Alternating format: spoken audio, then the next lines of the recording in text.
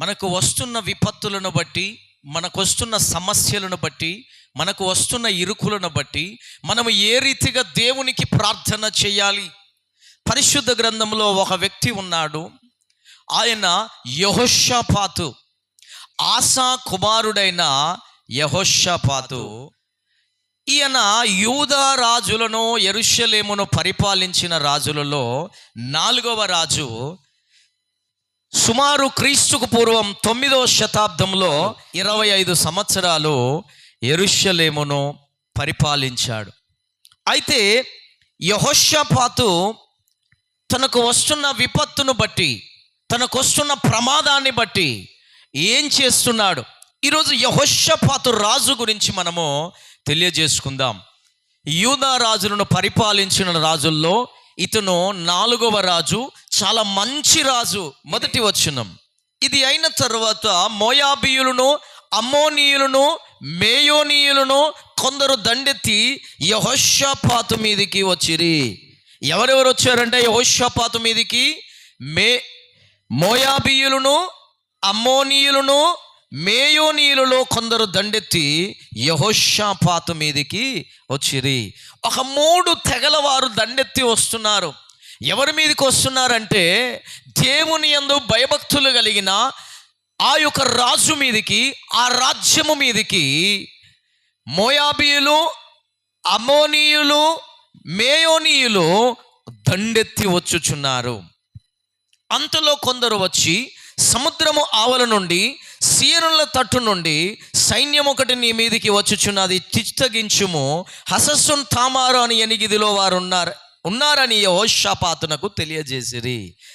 అందుకు యెహోషాపాతు భయపడి యెహోవా యొద్ద విచారించుటకు మనస్సు నిలుపుకొని యూదాయందంతటా ఉపవాస దినము ఆచరింపవలనని చాటింపగా, ఇక్కడ ఒక గొప్ప సైన్యము వచ్చుచున్నది.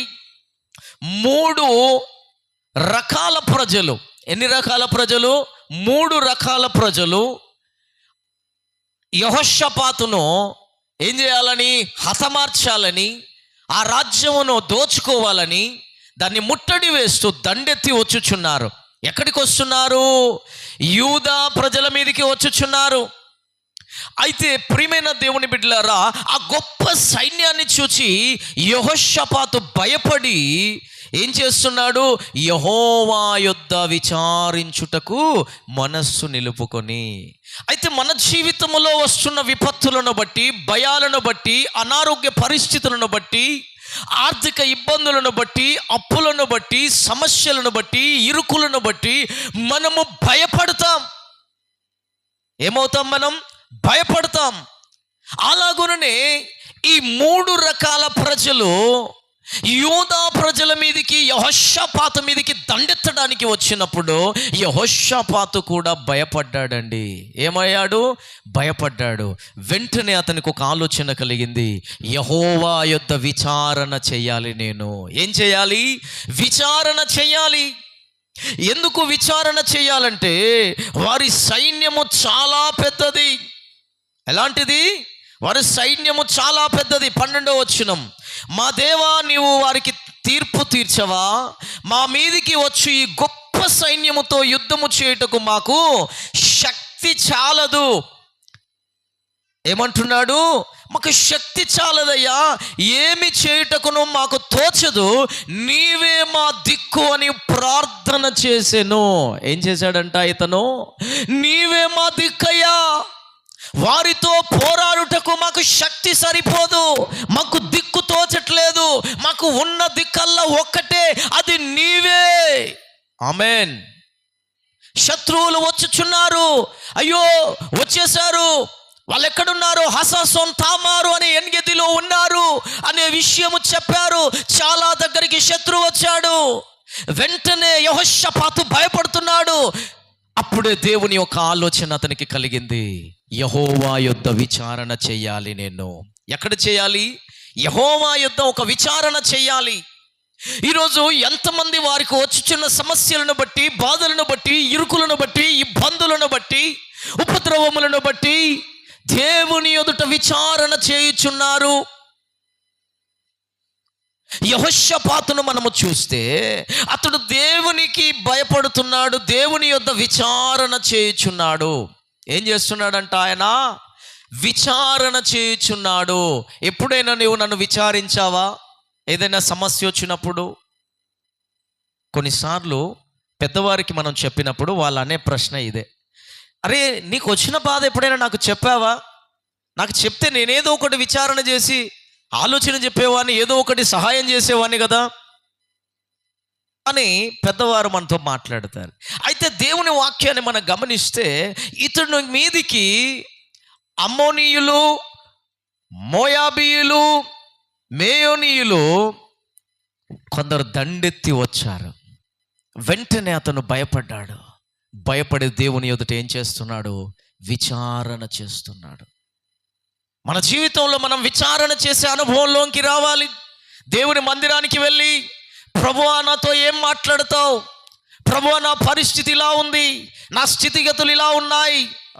8వ వచనములో, మందిరము ఎదుటను నీ ఎదుటను నిలువబడి మా శ్రమలో నీకు మొరపెట్టిన ఎడలా నీవు ఆలకించి మమ్మను రక్షించుదు అని అనుకొని ఏమనుకుంటున్నారు వాళ్ళు? మందిరము ఎదుటకు వచ్చారు. ఎక్కడికి వచ్చారంట? మందిరము ఎదుటకు వచ్చి ఉపవాస దినమును ప్రకటించి, యూదాయందంతటా ఉపవాసం ప్రకటించాడు. ఎవరు? ఈ రాజు. ఎందుకంటే మనము దేవుని ఎదుట విచారణ చేయాలి. ఆ బలమైన సైన్యముతో పోరాడుటకు మనకు శక్తి సరిపోదు. మాకున్నదల్లా ఒకే ఒక దిక్కు, మేము కలిగి ఉన్నదల్లా ఒకే దిక్కు, దేవుని మందిరము, దేవుడు. ఆమేన్. దేవుని మందిరానికి వచ్చారు. మాకు నువ్వే దిక్కయ్యా, నీవు తప్ప మాకు ఎవరున్నారు? మేము ఎవరికి చెప్పుకోవాలయ్యా?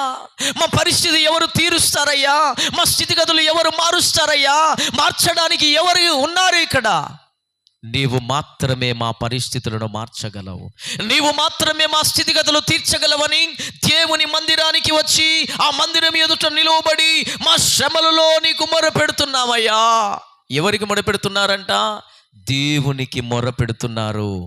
చూడండి ప్రియమైన దేవుని బిడ్డలారా, ఈరోజు నీకు వస్తున్న సమస్యలను బట్టి, ఇరుకులను బట్టి, ఇబ్బందులను బట్టి, ఉపద్రవములను బట్టి, ఆర్థిక పరిస్థితులను బట్టి, భర్త మారట్లేదా, భార్య మారట్లేదా, పిల్లలు వినట్లేదా, అది ఏ సమస్య అయినప్పటికీ, అప్పులు కావచ్చు, ఆర్థిక ఇబ్బందులు కావచ్చు, సమస్యలు ఏవైనప్పటికీ అవి ఒక యుద్ధాల వలె నేను వెంబడిస్తున్నాయి. ఒక యుద్ధాలు నీ పట్ల జరుగుతున్నాయి, అపవాదితో ఒక యుద్ధం. అయితే ఈరోజు నీవు చేయవలసిందల్లా ఒకటే. ఏంటిదది? యెహోవా యుద్ధ విచారణ చేయాలి. యెహోషాపాతు వెంటనే ఒక ఆలోచన తీసుకున్నాడు. నేను భయపడితే కుదరదు, నేను భయపడితే ఇంకా బలహీనమైపోతాను, నేను ప్రభు ఎదుట విచారణ చేస్తాను. ఈరోజు నీవు విచారణ చేసే వ్యక్తిగా ఉన్నట్లయితే, ప్రియమైన సహోదరుడా, నువ్వు ప్రార్థన చేసే వ్యక్తిగా ఉన్నట్లయితే, దేవుని మందిరానికి వచ్చి దేవుని వేడుకునే వ్యక్తిగా ఉన్నట్లయితే, నా దేవుడు నీకు అద్భుతంగా సహాయం చేయబోతున్నాడు. హల్లెలూయా. 15వ వచనం, యూదావారలారా, యెరూషలేము కాపురస్తులారా, యెహోషాపాతు రాజా, మీరందరూ ఆలకించుడి, భయపడకుడి, చెడియకుడి. ఈ యుద్ధము మీరు కాదు, దేవుడే జరిగించును. రేపు వారి మీదికి పోవుడి. ఆమేన్. దేవుడు అంటున్నాడు, మీరు భయపడకండి, మీరు దిగులు పడకండి, మీరు చింతించకండి, మీరు దుఃఖపడకండి. ఎందుకంటే ఈ యుద్ధము యెహోవా జరిగించును. ఆమేన్. ఈ యుద్ధం ఎవరు జరిగిస్తారు? నీ పట్ల వస్తున్న యుద్ధం. ఈరోజు శత్రువుగా అపవాది రోగాలను పట్టుకొస్తున్నాడు, అనారోగ్య పరిస్థితులను తీసుకొస్తున్నాడు, అప్పులను తీసుకొస్తున్నాడు, అసమాధానాన్ని తీసుకొస్తున్నాడు, గొడవలను తీసుకొస్తున్నాడు, నెమ్మది లేదు, కుటుంబంలో కలవరం, అపవాది క్రియలు వెంటాడుతున్నాయి. వీటన్నిటినీ జయించాలి అంటే దేవుని వలననే మనకు విజయము దొరుకుతుంది. ఆమేన్. ఈ యుద్ధము ఎవరు చేయాలి? మన శక్తి సరిపోదు, మన బలము సరిపోదు, మనం పోరాడలేము. మనకు బలాన్ని, శక్తిని ఇచ్చువారు ఎవరు? దేవుడు మాత్రమే. కింద 17వ వచనాన్ని మనం చదువుకుందాం. యెహోవా దయచేయు రక్షణను మీరు చూచెదరు, భయపడకుడి, జడియకుడి, రేపు వారి మీదికి పోవుడి, యెహోవా మీతో కూడా ఉండును. ఆమేన్. భయపడకండయ్యా, జడియకండయ్యా, రేపు యెహోవా మీతో ఉంటాడు. యెహోషువ గ్రంథం 3వ అధ్యాయం 5వ వచనంలో అంటాడు, రేపు యెహోవా మీ మధ్య అద్భుత కార్యమును చెయ్యును గనుక మిమ్మును మీరు శుద్ధి చేసుకొనుడి.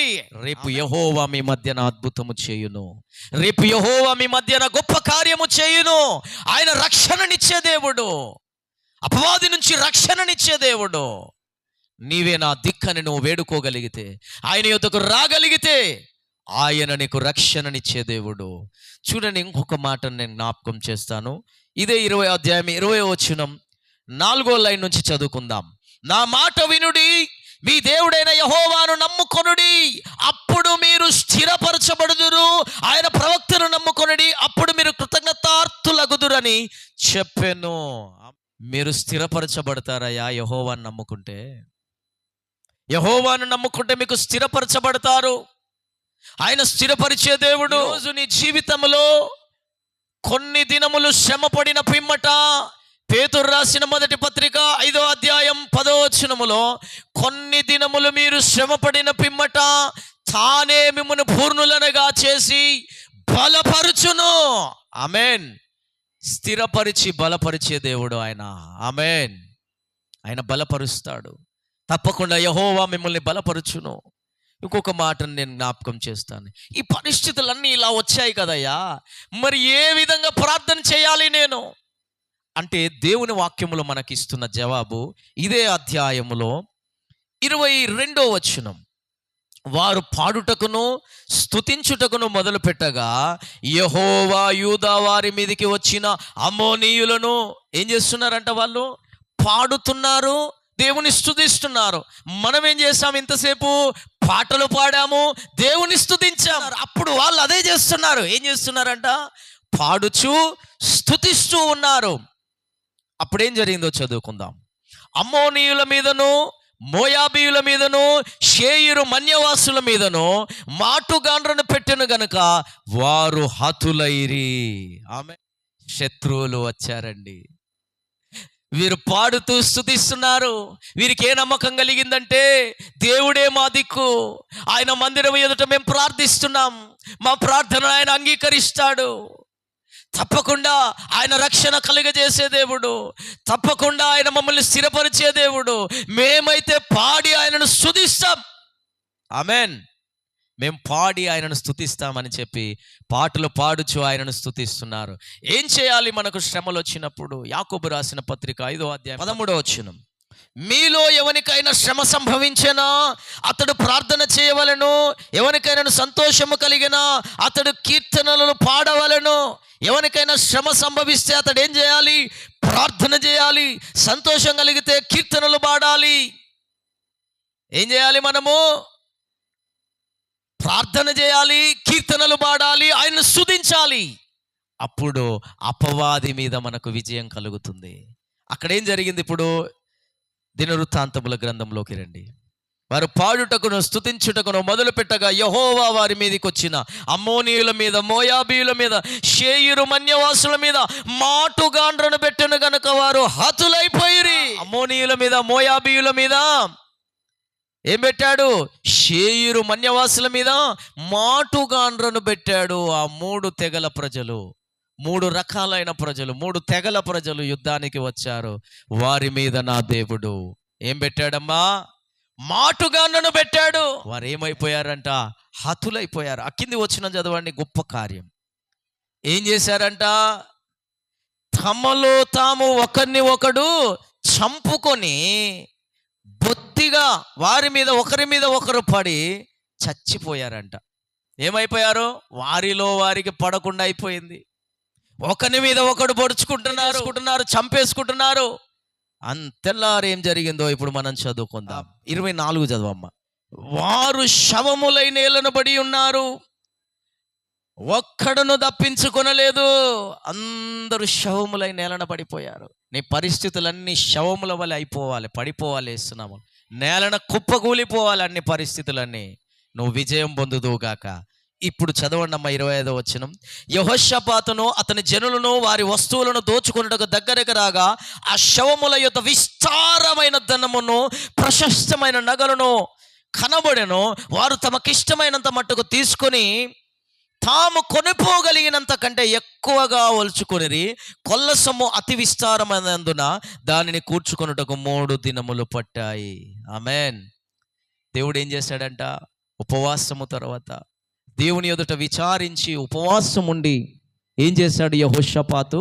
నీవే మా దిక్కు. దేవుని మందిరం ఎదుటకు వెళ్ళి ఆ మందిరం ఎదుట నీవే మా దిక్కు, మా శ్రమలలో నీకు మొరపెడితే నీవు మాకు సహాయం చేస్తావు అని ఎక్కడికి వెళ్ళారంట? మందిరము ఎదుటకు వెళ్ళి వారు దేవునికి మొరపెట్టారు.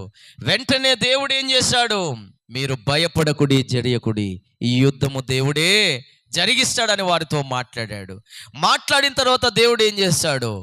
మీరు రక్షణను చూస్తారు, వారి నుంచి రక్షించబడతారు, తర్వాత మీరు స్థిరపరచబడతారు, తర్వాత మీరు పాటలు పాడి స్తుతించండి, పాడుట కీర్తించుట ఆపకండి అని చెప్పినప్పుడు ఆ రీతిగా వారు చేయడం ద్వారా అమోనీయుల మీదకి, మోయాబీయుల మీదకి, షేయిరు మన్యవాసుల మీదకి దేవుడు మాటుగాండ్లను పెట్టి ఒకరికి ఒకరు పడకుండా ఒకరిని ఒకడు పొడుచుకొని నేలనబడి చచ్చిపోయారు. తెల్లవారి వెళ్ళి చూడగా శవములు కనబడుతూ ఉన్నాయి. ఒక్కొక్కని మీద విస్తారమైన నగలుందంట. ఏముందమ్మా? 25వ వచనములో యెహోషాపాతు అతని జనులు వారి వస్తువులను దోచుకొనుటకు దగ్గరకు రాగా ఆ శవల మీద విస్తారమైన ధనముంది, ప్రశస్తమైన నగలుంది. తర్వాత తమకిష్టమైనంత తీసుకొని తాను కొనిపోగలిగినంత కంటే ఎక్కువగా ఒలుచుకొని వీళ్ళు. దేవుడు ఏం చేశాడంట? విస్తారంగా తీసుకుపోయినంత ఇచ్చాడు. వారు తీసుకుపోగలిగినంత కంటే ఎక్కువగా తీసుకొని వెళ్ళారంట. కొల్ల సొమ్మును అతి విస్తారమైనందున దాన్ని కూర్చుకొనుటకు 3 దినాలు పట్టిందంట.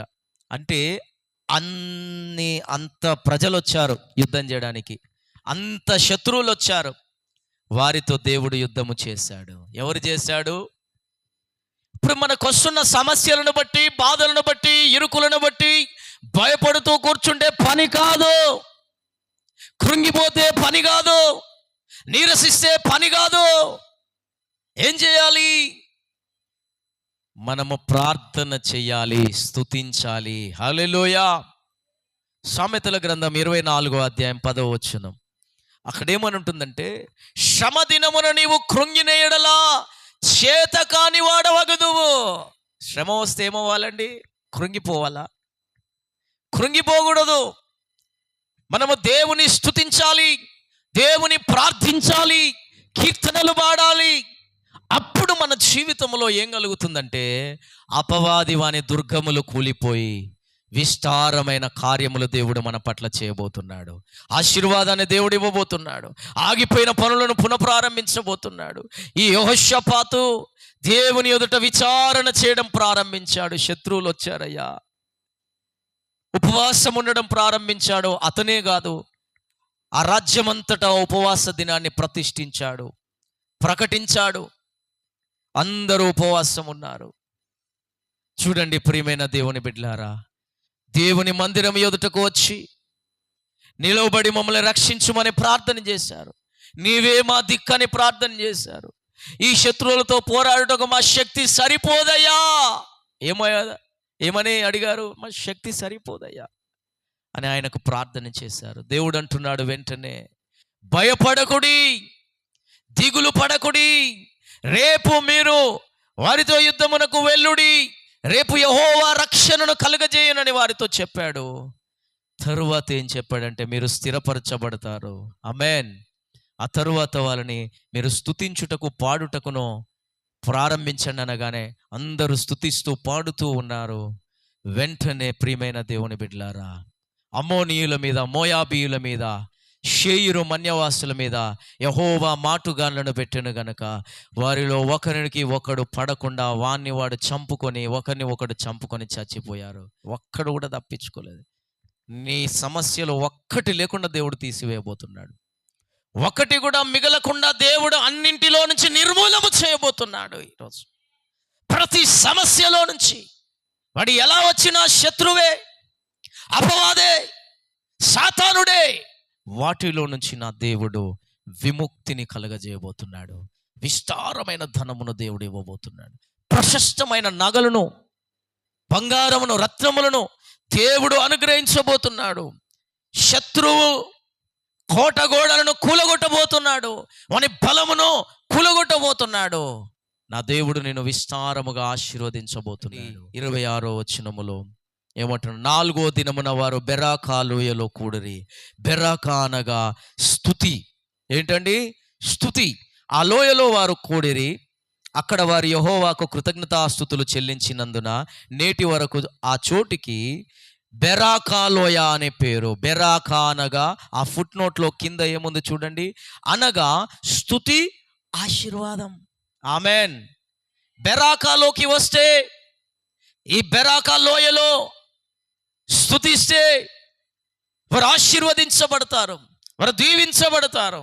బెరాకా అనే పేరునకు అర్థం ఏంటంటే స్తుతి, ఆశీర్వాదము. కనుక ప్రియమైన దేవుని బిడ్డలారా, నువ్వు దేవుని మందిరానికి వచ్చావు, నీ పరిస్థితులను బట్టి దేవుణ్ణి అడిగావు, ప్రభువా నీవే మా దిక్కు, నీవు తప్ప నాకు ఎవరు లేరు యేసయ్యా, నీవు తప్ప మమ్మల్ని ఎవరు విడిపించలేరయ్యా, నీవు తప్ప మా పరిస్థితులు ఎవడు మార్చలేడయ్యా అని దేవుని మీద ఆధారపడ్డావు. దేవునికి పాటలు పాడావు, దేవుని స్తుతించావు, దేవుని ఆరాధించావు. నీ పరిస్థితులన్నిటిని దేవుడు తారుమారు చేయబోతున్నాడు. నీ హృదయంలో నిన్ను నీవు ఆలోచన చేసుకుని దేవుడి ఎదుట విచారించాలి, దేవుని మందిరానికి రావాలని వచ్చావు. తప్పకుండా నా దేవుడు నీ జీవితంలో అద్భుతాన్ని చేయబోతున్నాడు. ఈ పరిస్థితులన్నిటిలో నుంచి, ఈ శత్రు సైన్యం అంతటిలో నుంచి నా దేవుడు విజయాన్ని ఇవ్వబోతున్నాడు. నీకు అద్భుతంగా అద్భుతాన్ని చేయబోతున్నాడు దేవుడు. నీకు అద్భుత కార్యము జరగబోతుంది. దేవుడు చక్కని మాటను, వాగ్దానాన్ని మనకిస్తున్నాడు. 2వ సమూయేలు గ్రంథం 7వ అధ్యాయము 11వ వచనం. నీ శత్రువుల మీద నీకు జయమిచ్చి, నీకు నెమ్మది కలుగజేసి, మరియు యెహోవానగు నేను నీకు తెలియజేయనిదేమనగా నీకు సంతానము కలుగజేయుదును. నీకు జయాన్నిచ్చే దేవుడై ఉన్నాడు. అపవాది నుంచి జయమిచ్చే దేవుడై ఉన్నాడు. అద్భుతంగా జయాన్నిచ్చి శత్రువుల మీద నెమ్మదిని కలుగజేస్తాడు. ఏం చేస్తాడమ్మా మన దేవుడు? నెమ్మదిని కలుగజేస్తాడు, స్థిరపరుస్తాడు. ఒక వ్యక్తి పాట రాశాడు, ఎంత చక్కగా రాశాడు. స్థిరపరచువాడవు, బలపరచువాడవు. చక్కని పాట రాశాడు. ఏమైనా చెయ్యగలవు, ఆయన ఏదైనా చెయ్యగలడు నీకోసం. భయపడకూడదు. దేవుని ఎదుట విచారణ చేయాలి. దేవుని మందిరం ఎదుటకు రావాలి. దేవుని మందిరంలోకి రావాలి. మందిరంలోకి వస్తే దేవుడు ఏం చేస్తాడంటే అద్భుతంగా నీ జీవితంలో కార్యం చేస్తాడు. నీవే దిక్కని ఆయనకు ప్రార్థన చేసినప్పుడు, నీవు తప్ప నాకు వేరొక ఆధారం లేదని ఆయనకు ప్రార్థన చేసినప్పుడు, ఆయన నీకు కార్యము చేసే దేవుడై ఉన్నాడు. మన జీవితంలో విస్తారమైన ధనాన్ని, విస్తారమైన కొల్ల సొమ్మును దేవుడు ఇవ్వబోతున్నాడు. అపవాది దోచుకొని వెళ్ళిన ఆశీర్వాదమును దేవుడు మనకి ఇవ్వబోతున్నాడు. ఈ బెరాకా అనుభవంలోనికి, స్తుతి అనుభవంలోనికి నీవు వస్తే, బెరాకా అనగా స్తుతి, ఆశీర్వాదం. స్తుతి ఉన్న చోట అపవాది ఓడిపోతాడు. స్తుతి ఉన్న చోట నీకు ఆశీర్వాదం వస్తుంది. స్తుతి నీ స్థితి మారుస్తుంది. ఆమెన్. ఈ యూదా ప్రజల స్థితి మార్చేసిందండి స్తుతి. నీ జీవితంలో స్తుతి ఉంటే నీ స్థితి మారిపోతుంది.